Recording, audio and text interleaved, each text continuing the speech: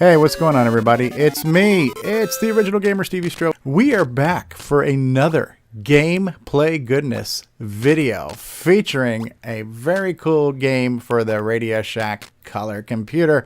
And the game we're going to look at today, this week, boys and girls, is Clowns and Balloons. You know, gameplay goodness. Gameplay goodness. You know, gameplay goodness. All right, people. Gameplay goodness. Thank you so much. All right, so we're going to be looking at Clowns and Balloons, which was released by Radio Shack on a cartridge. And I'm looking at the Radio Shack program catalog frickin' thing here. And the interesting thing about this is that this was set to be released in fall of 1982. And the release price was $29.95 for the game. Let's take a quick look at Curtis Boyle's Color Computer Games List website. According to Curtis Boyle, and he's Canadian, so we may have to forgive some spelling here, but Clowns and Balloons is a clone of the old arcade game Circus, also known as Circus Atari, which came out around 1987. He said, but with better graphics and sound, it is an arcade-style game by Steve Bjork where you control the two people holding the trampoline at the bottom of the screen, and you must keep the clown bouncing around to pop all of the balloons, scrolling in different directions at the top of the screen.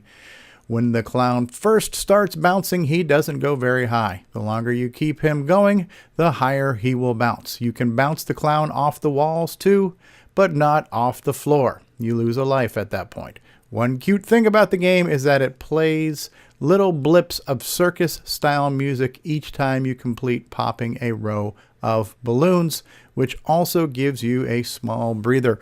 It is Clowns Balloon by Steve Bjork.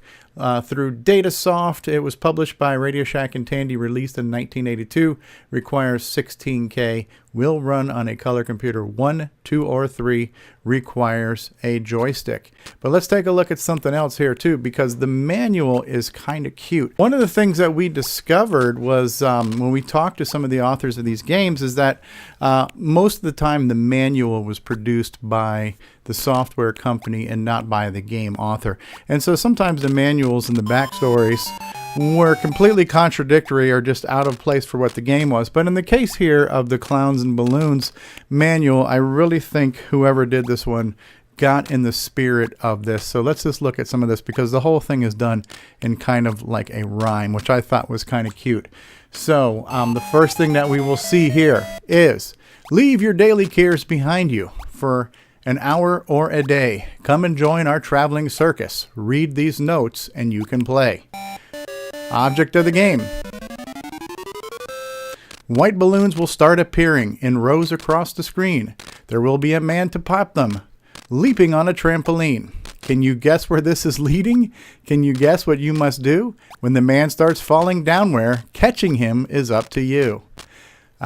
Starting up, minimum requirement to play, a color computer with 16K. You'll need joysticks, they come in twos, and a TV set with adjustable hues.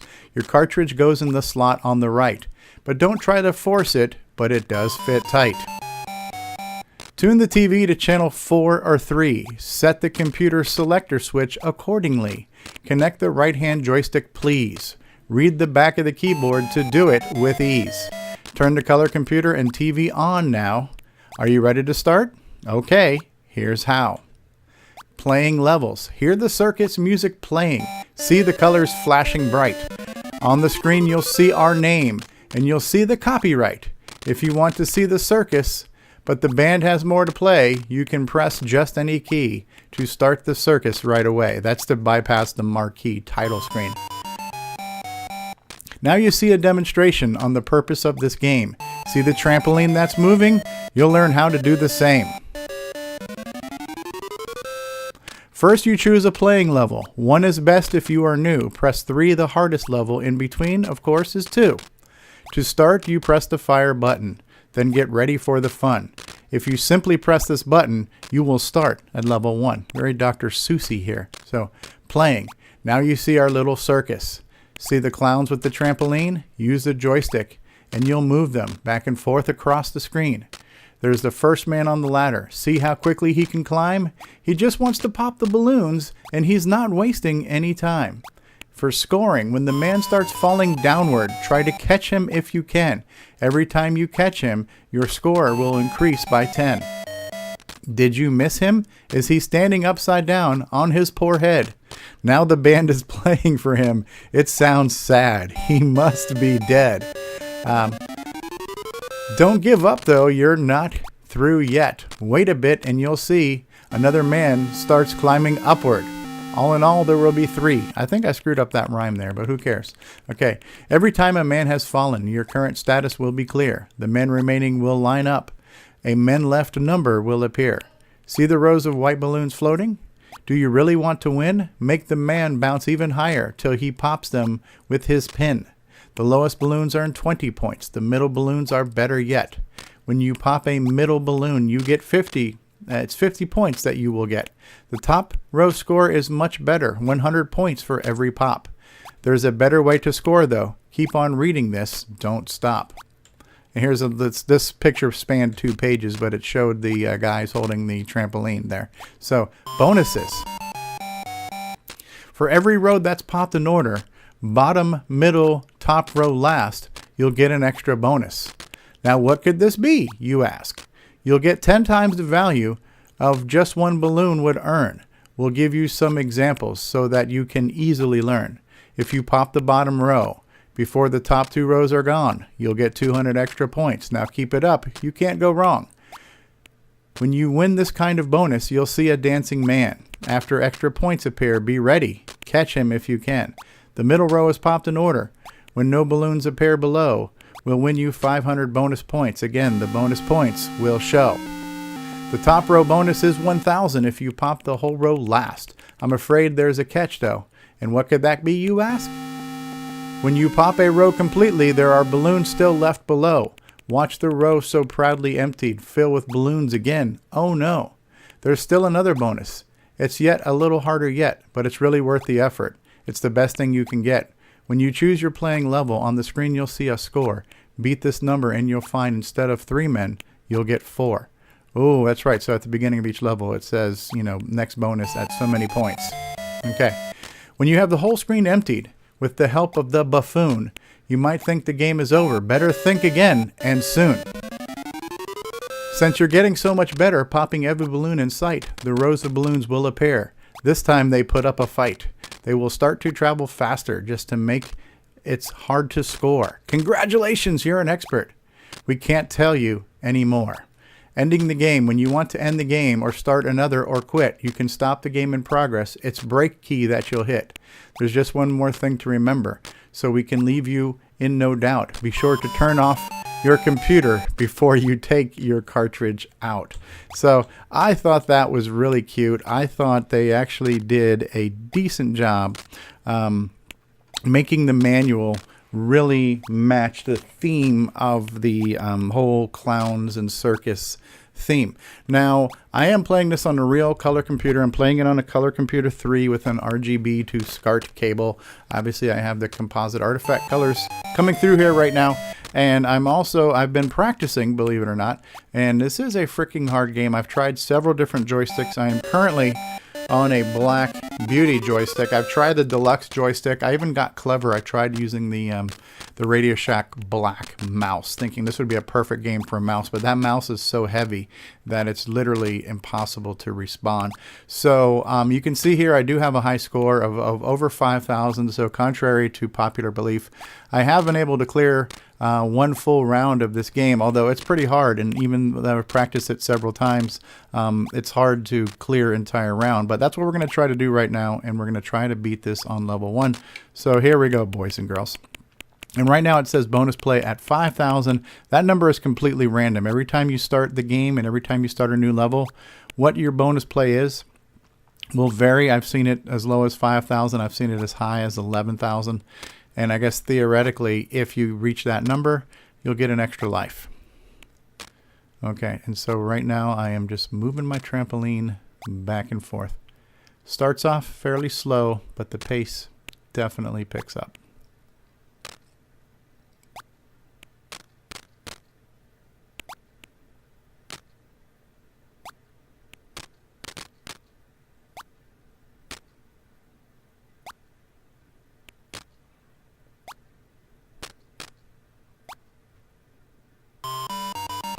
Okay. I cleared the bottom row, and the game would prefer you clear the rows in order. If you clear a row without clearing the row before it, you don't get that bonus. If you clear a row out of order, you don't get the bonus, and it just refills the row. Okay, I got lucky. My bonus is 5,000 again. Son of a... I need a do-over there.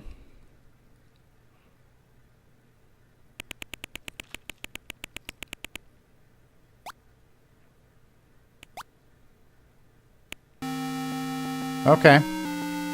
Well, I didn't do too good this time around, so we're going to try this one again here in just a second.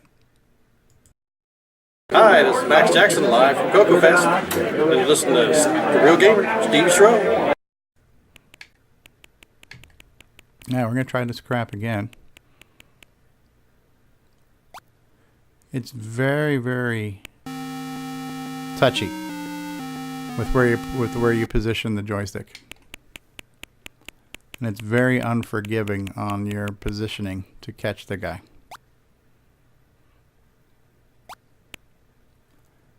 And I have went through trying several different real Tandy joysticks, trying to find one that felt right. And, you know, part of it is, listen, I'm dealing with old hardware. All of my Tandy joysticks I got off of eBay. They're obviously old, but I've tried a lot of them saying, okay, is this a hardware problem? Is this just an old worn out joystick? What's the deal here? And I think part of it is just how the Coco hardware works, and part of it just might be the game design. But it's, even though you've got a lot of fluidity to moving the guys, it also feels like there's just a hair bit of rigidness on how it kind of flows from frame to frame as you're moving back and forth here. So it does feel like, even though I've tried swapping out hardware a number of times, it feels like sometimes you are fighting the movement here. I think this would, I'm 99% sure if I played this on an emulator with a PC mouse, that it would be really fluid and smooth and responsive. But the lack of responsiveness, I'm really trying to figure out, is it the Coco hardware? Is it a limitation of the joystick port? Or is it, you know, just maybe something in the software? It's hard to say. But there is a degree of difficulty just in working with the controls, which kind of adds to the appeal of the game, or the challenge of the game. It's a very simple game, but extremely challenging. Shoot, if you could stay lucky and just bounce up and down in one spot, how cool would that be? It'd be like a nice little glitch.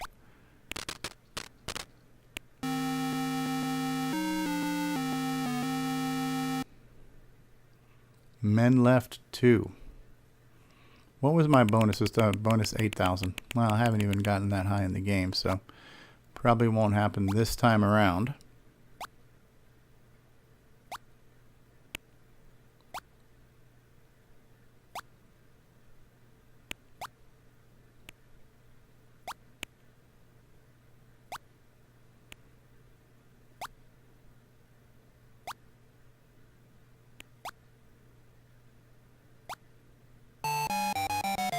Hey, cleared 2 rows. Yeah, when you have like those last second reactions, when he's down low and he bounces off of the ladder, it almost feels like no matter how close you were, you're kind of never going to get it. That's what she said. Because your reaction time versus how quickly the screen updates. These sound like scientific excuses for sucking at the game, don't they?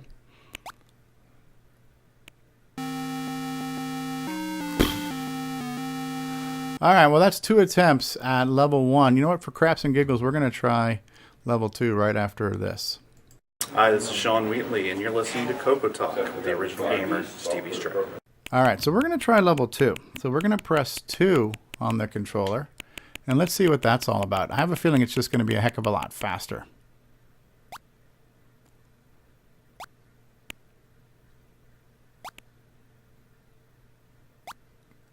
And maybe that's what we need. Maybe we need to get that momentum going a little bit sooner in the game.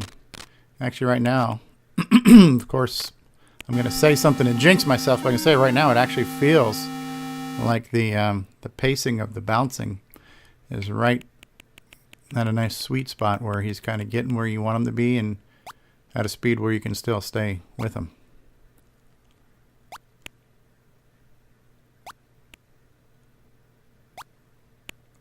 Come on, sucker.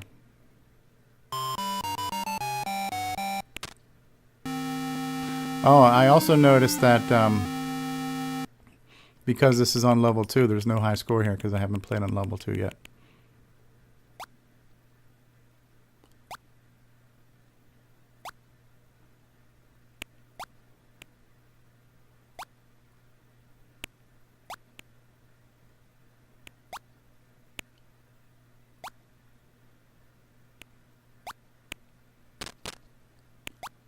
Man, that took a while just to get to the second row.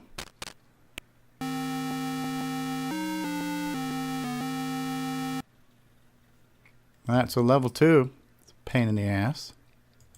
Hey, I'm John Strong, Strongware, author of Soviet Block, and you're watching the original gamer, Stevie Stroh. Alright, so let's try level 3 for craps and giggles, and let's just see what the insanity is all about here. Ooh, bonus play at 5,000.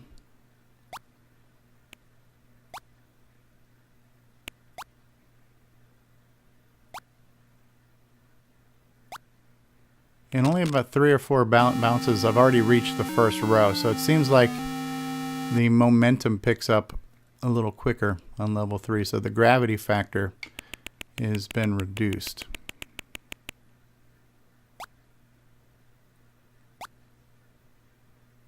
Yeah, he's getting some decent height after 3 or 4 bounces. And he's moving a little quicker, so my reaction time needs to be increased too.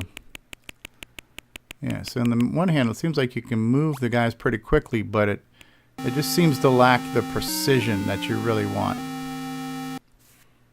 That was quick. That's what she said. All right, let's try level 3 one more time, and let me just try to stay with it here. Come on, sucker. Yeah, 3 bounces. He's already almost to the first level.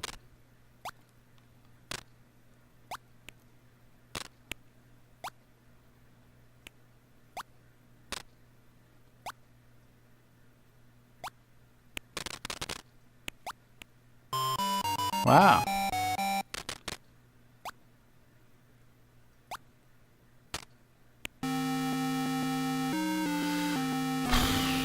Suffering succotash. Bonus play at 11,000. That's a big screw you, right?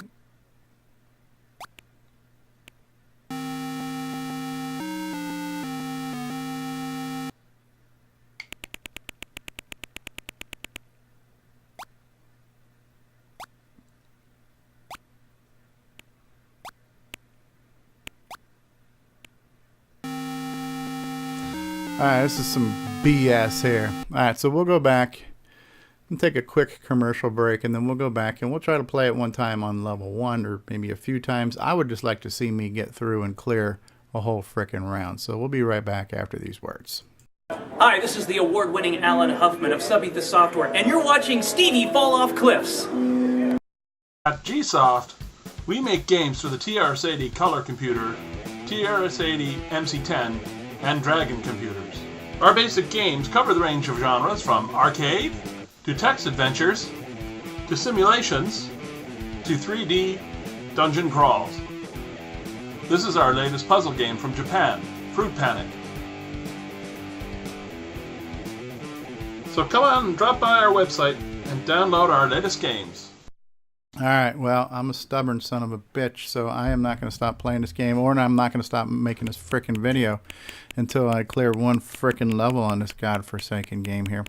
It's a good game. It's just a pain in the ass, alright, to do well at it. But, yeah, fun game. Datasoft, as far as I'm concerned, with the early Tandy cartridges, especially for the Coco 1 and 2, as far as I was concerned, they were kind of like the gold standard. You know, all the games were good And I know in some of my earlier videos I was a little bit more critical about some of the early Coco games, saying they just were nowhere near as good as some of the newer ones as time went on. But there was a lot I didn't understand as far as, like, you know, how much memory, you know, a lot of these games were made for the original 4K Coco, and there's only so much you can do with memory and stuff. This one requiring 16K does give you access to a high resolution screen, doing good use of the artifact colors, great use of multi-voice music. This is definitely a commercial quality arcade game. Had all the things you were looking for: graphics, sound, music, intermissions, you know, play factor. All the elements are there, and we always got those elements from a Datasoft game. They really set the standard, I feel, for early Coco games. And this was definitely no exception to that rule. Deceptively simple concept, but surprisingly difficult to stay with. And even if when you just look at the screen is so simple and elegant, but it really breaks down everything you need. You've got a mostly blank playing field, but it's kind of accentuated. You got the ladders on the side and a little bit of the curtain up top, with just enough room to show off the score. So you've really got a decent amount of playing field in here, and it's still a mostly black plain background game, but it's got enough window dressing to make it look still pretty well, you know, polished and professional and stuff. Characters are, you know, they get they're illustrated just as effectively as they need to be for the two guys here holding the thing. The little guy flailing his arms in the air, animated just enough where you know what's going on. It's like, hey, look at me, wee, right? And you can even see he's got little pins in his hands. So if he gets up there, he's going to pop the balloon with a pin. And the balloons themselves, well, they look like balloons. And one thing I can notice is that, you know, we have a kind of a mixture of modes here. So most of the graphics are in the medium resolution, what we'd call P Mode 3 graphics mode. And then the balloons themselves are in the higher resolution, so their edges are a little smoother. And so they look a little bit nicer. And the whole thing kind of just plays well together.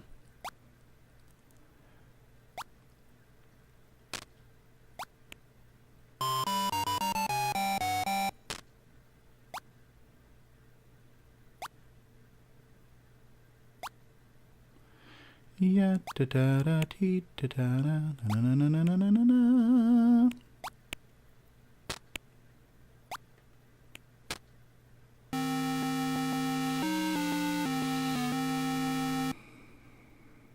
One dude left. I just don't think it's in the cards. I am not going to get me on video clearing an entire round, and not for lack of trying, but I think you've definitely seen what the game is like, right? So I've given you more than enough exposure to what this game is, what this game looks like. Not necessarily how well this game should be played, but if you never heard of the game before, now you know. If you had seen the game before, hopefully this was a nice road trip down memory lane for you. If you're looking for what not to do in the game, then this is the video to watch. So, famous last words, but I think I do want to try this one more time. And before we do, we'll go ahead and run one more commercial. Hi, this is Ron Klein. I'm at the 2016 Coco Fest, and you're watching the Original Gamer Stevie Show. Hey, what's going on, everybody? It's me. It's Original Gamer Stevie Stroh. You know, gameplay. To get your copy of a Gameplay Goodness Color Computer Gaming DVD today, head on over to 8bit256.com. There you will find several DVDs featuring color computer gameplay videos by the Original Gamer Stevie Stroh. So to get your very own copy of a Gameplay Goodness Color Computer Gaming DVD, head on over to the Retro Swag Shop at 8bit256.com and tell them the Original Gamer Stevie Stroh sent you. All right, so this is it. This is the absolute last time I am going to try this. You heard it here. Mark my words, kids. And so it's time to get serious. Hold on, let me fix my chair. Let me fix the fart pillow in my chair. And let me get my shit straight. Crack my back. Crack my neck. Alright, get my freaking joystick freaking shit ready. And let's freaking do this, alright? We're going to do this. I'm going to move the mic away from me, so I'm not going to say nothing. I'm just going to try to play the game and shut the F up. So hold on. Alright, it's on. It's on like freaking Donkey Kong, bitches.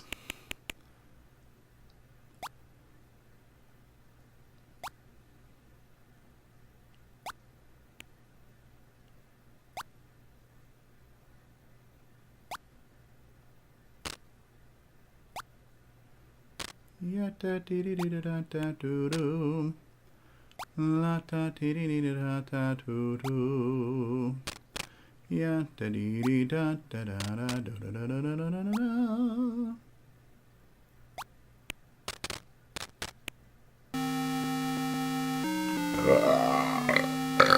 That was bullshit right there. I'm calling bullshit on that one. All right, here we go. There we go. Boom, boom, boom, boom, boom, boom, boom, boom, boom, boom, boom.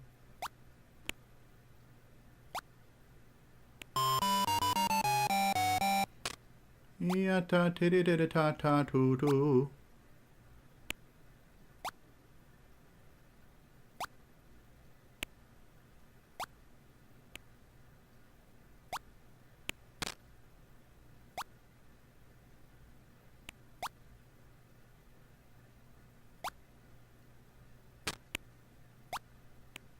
One more row, bitches. Get the middle done. Get that middle, bitch. Yes. That's what I'm talking about. 2 more frickin' balloons, you circus loser. Get it. Yes. In your face. In your frickin' face. Did it. Got it recorded for posterior's sake. And I'm on fire. I'm going to clear this one in like no frickin' time. Be off. Fucking bullshit right there. Alright, it's going down. It's going down. I was on fire. I was all up in those balloons. Popping the shit out of those mother effers. Alright, come on. Hee hee.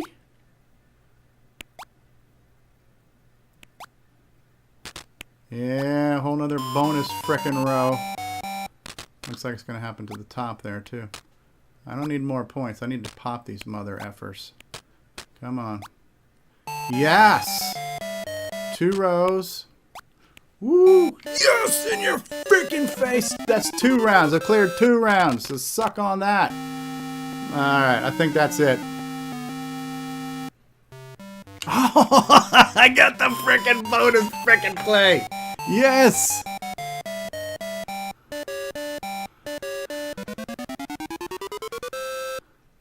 Yeah, bonus frickin' man.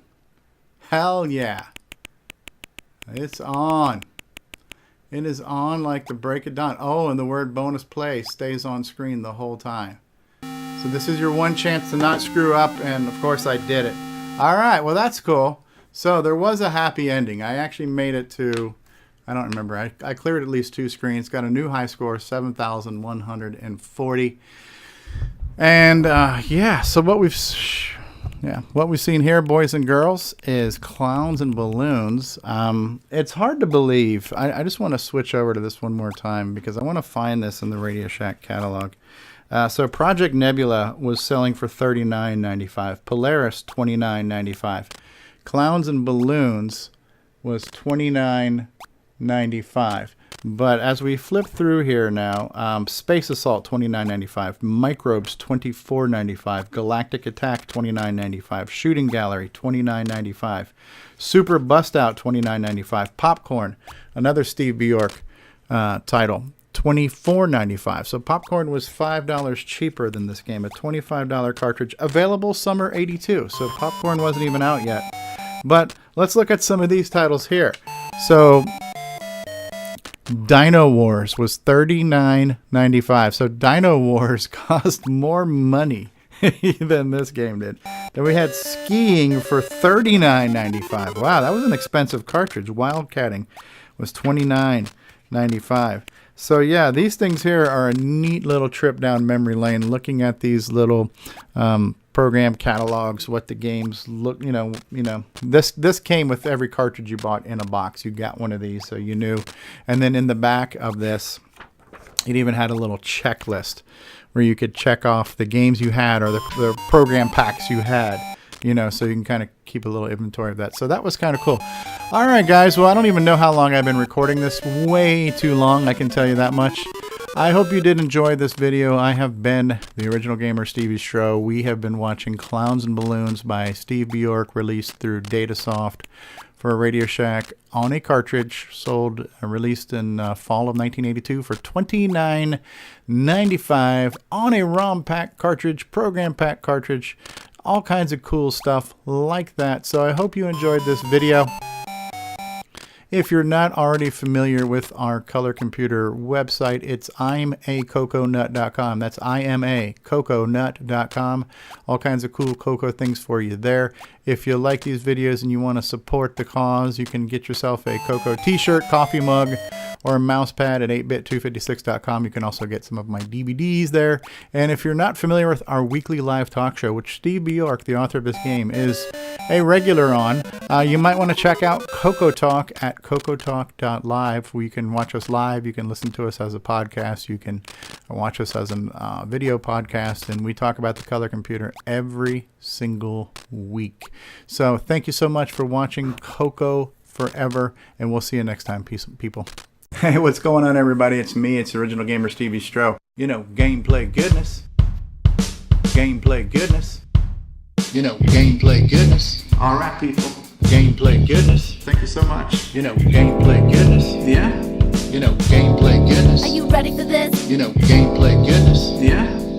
Gameplay goodness. Are you ready for this? Gameplay goodness. Yeah. Gameplay goodness. Gameplay goodness. This is how we like to do it. When we're back for another gameplay goodness video featuring another mother effing screwed this up. We're back for another gameplay goodness video featuring a what the frickin' freck. Now, one of the things that we discovered, frickin' cat needs to go. Hold on one second. Excuse me, cat. I'm making a video here, but go ahead. Get the hell out. All right. So, we are back for another gameplay goodness video featuring a game. We are, what the frickin' A. What the hell are we back for?